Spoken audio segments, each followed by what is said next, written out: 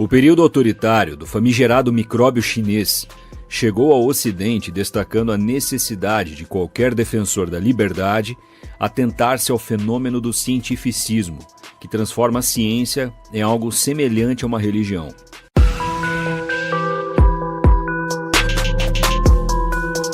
Este é o Visão Libertária, sua fonte de informações descentralizadas e distribuídas.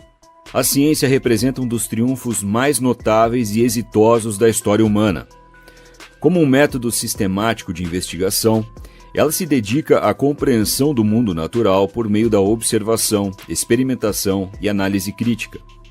Através da ciência, adquirimos uma visão mais aprofundada e precisa da realidade, desde o nível subatômico até o cosmológico. Além disso, a ciência desempenha um papel crucial como propulsora da inovação e tecnologia, sendo a matriz de muitos avanços que moldaram profundamente a sociedade. Em contraste com o rigor e a racionalidade defendidos pelo método científico, temos testemunhado nos últimos anos uma invasão da irracionalidade nesse campo. O exemplo recente mais notável é o do micróbio chinês, onde diversas ações injustificadas de controle social, como os lockdowns implementados por China e Austrália, foram justificadas com base em interpretações no mínimo questionáveis da ciência. Isso, no entanto, não deve ser entendido como um fenômeno recente. Na virada do século XIX até a primeira metade do século XX, a teoria da evolução de Darwin foi amplamente utilizada como justificativa para teorias racistas e propostas eugenistas. Esses desvios do entendimento científico para objetivos ideológicos ou políticos ressaltam a necessidade de se manter uma abordagem equilibrada e crítica à aplicação da ciência na sociedade. Enquanto a ciência fornece uma base sólida para a tomada de decisões, é crucial evitar distorções que possam comprometer a integridade e os benefícios genuínos que a ciência pode oferecer à humanidade. Este artigo propõe uma breve introdução ao cientificismo. Será uma perspectiva que representa uma das principais distorções no entendimento científico contemporâneo. Em síntese, o cientificismo refere-se a uma abordagem excessivamente confiante, uma crença desmedida na capacidade da ciência e do método científico para compreender e explicar todos os fenômenos da vida. É crucial distinguir entre a prática da ciência em si e o cientificismo, uma atitude filosófica e ideológica que ultrapassa os limites da investigação científica. Neste contexto, explorarei as principais implicações dessa abordagem, buscando identificar potenciais soluções e desafios em aberto. Para começar, vamos relembrar brevemente em que consiste o método científico. Essa abordagem sistemática é o alicerce do empreendimento científico, orientando a compreensão do mundo natural através de uma sequência estruturada de observação, experimentação e análise crítica. O método científico se inicia com a observação de fenômenos ou padrões no mundo natural, seguida pela formulação de hipóteses que explicam essas observações. Essas hipóteses são então testadas através de experimentos controlados, onde variáveis são manipuladas para avaliar seu impacto nos resultados. Os dados coletados são analisados estatisticamente para determinar se há uma correlação significativa entre as variáveis testadas. Com base nessa análise, visa-se chegar a conclusões que contribuem para o conhecimento existente. A primeira indagação que naturalmente se apresenta é a validade dessa metodologia. Uma justificação formal para a validade do método científico não é uma tarefa trivial e foge ao escopo deste artigo. No entanto, podemos assumir a validade dessa abordagem com base no argumento simples de que a ciência demonstra resultados eficazes. Podemos ilustrar essa perspectiva com uma analogia. Não é imperativo refutar formalmente a teoria econômica marxista, como fez Mises, para concluir que o comunismo não funciona. Em vez disso, essa conclusão pode ser inferida a partir de sua ineficácia em experiências socialistas, como na extinta União Soviética. Ao assumirmos a validade do método científico, surge naturalmente uma outra indagação. Qual é o alcance de aplicação dessa metodologia? É precisamente neste ponto que a ciência e cientificismo tomam direções distintas. Por um lado, as conclusões de um experimento científico devem ser expressas em afirmações precisas e limitadas.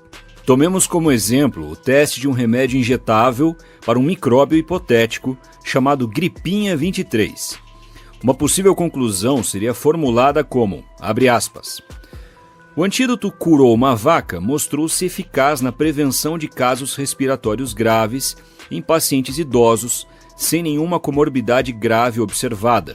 Fecha aspas. O cientificismo, por sua vez, apresenta uma de suas principais características ao perverter conclusões científicas. Um exemplo disso seria a extrapolação da eficácia desse antídoto hipotético para uma ampla variedade de situações ou grupos de pacientes não abrangidos pelos dados disponíveis, como, por exemplo, ao defender sua aplicação em crianças. Em outras palavras, conclusões científicas são sempre circunscritas às situações controladas através das quais foram obtidas. Decorre, portanto, que a ciência, enquanto instrumento essencial para a aquisição de conhecimento, apresenta limitações inerentes, uma vez que nem todos os fenômenos podem ser submetidos a testes em condições controladas. Como antecipado, o cientificismo caracteriza-se pela perversão do discurso científico, ao atribuir uma confiança excessiva e muitas vezes dogmática na capacidade exclusiva da ciência e do método científico para entender e explicar todos os fenômenos do mundo. Essa perspectiva tende a desconsiderar ou minimizar a validade de outras formas de conhecimento, como a filosofia, a religião, a ética e as humanidades, sugerindo que a ciência é uma única fonte confiável de conhecimento verdadeiro. Mais do que isso, a seguir, argumenta-se que, em certos aspectos, pode ser equiparada a uma religião da ciência. Assim como nas religiões tradicionais, o cientificismo pode envolver uma confiança profunda e muitas vezes inquestionável na capacidade que a ciência teria em fornecer respostas abrangentes para todas as questões, assumindo uma forma de fé na metodologia científica. O uso da expressão "estudos comprovam" em propagandas dos mais diversos tipos de produtos ilustra bem esse ponto. Além disso, por sua essência, o cientificismo é dogmático, onde certos princípios científicos são aceitos sem questionamento, assemelhando-se à adesão a dogmas religiosos. De maneira semelhante a algumas formas de religião, o cientificismo pode ser propenso ao reducionismo, buscando explicar fenômenos complexos de maneira simplificada e exclusivamente por meio de leis científicas, ignorando nuances e complexidades. Também, em alguns casos, ele pode adotar uma posição exclusiva em relação à verdade, desconsiderando outras formas de conhecimento e interpretação do mundo. E por fim, mas não menos importante, existe a figura do infiel, que na religião da ciência é chamado de negacionista. Os problemas decorrentes da adoção de uma postura religiosa em relação à ciência são diversos. Em primeiro lugar, a ciência é um Deus que falha. Como discutido anteriormente, a metodologia científica tem suas limitações inerentes. Além disso, a ciência é conduzida por seres humanos e suas descobertas são comunicadas por meio de jornalistas e divulgadores científicos, todos sujeitos a falhas e, por vezes, desonestidade. Exemplos de desonestidade científica são abundantes. Para ilustrar a extensão desse problema, de acordo com a Nature, apenas no ano de 2023, mais de 10.000 artigos científicos foram retirados de circulação, estabelecendo um recorde alarmante.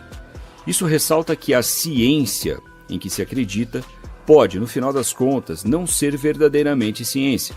Além disso, mesmo quando avanços científicos legítimos são alcançados de maneira honesta e precisa, a divulgação desses avanços e, portanto, a informação que chega àqueles sem conhecimento técnico específico pode ser distorcida.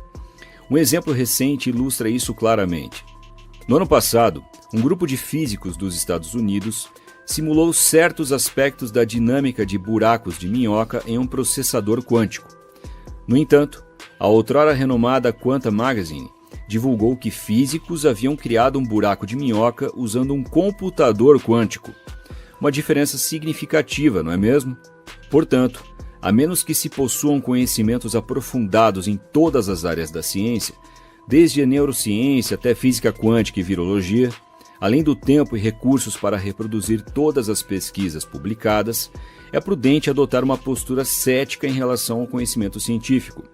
O primeiro motivo pelo qual os libertários não devem apenas evitar, mas também combater o cientificismo, reside na esfera prática e imediata. As conclusões da ciência têm um impacto direto nas políticas públicas, ou seja, nas decisões dos políticos que afetam os indivíduos. Com base em interpretações questionáveis, políticos decidiram restringir a liberdade individual sob o pretexto de combater a propagação de um determinado micróbio advindo da China. E isso irá ocorrer novamente, cedo ou tarde. Basta observar o crescente pânico em torno das mudanças climáticas. Outro motivo, mais sutil, está relacionado a uma possível solução para esse problema. Dentro da comunidade científica, especialmente no âmbito das ciências físicas e matemáticas, o cientificismo não é uma postura popular e amplamente aceita. Pelo contrário, nos últimos anos, tem-se observado um crescente ceticismo em relação à ciência em si, por parte dos próprios cientistas. Essa tendência pode ser atribuída, em grande parte, à ascensão da descentralização no conhecimento científico, marcando o declínio do monopólio das grandes editoras sobre as publicações científicas. Nesse contexto, muitos cientistas de diversas áreas têm se envolvido ativamente em iniciativas de divulgação científica de alta qualidade, fomentando um diálogo mais dinâmico e efetivo. Um exemplo notável é o do físico libertário australiano Peter Rode, que regularmente compartilha suas reflexões sobre o impacto das tecnologias quânticas no mundo por meio de seu blog.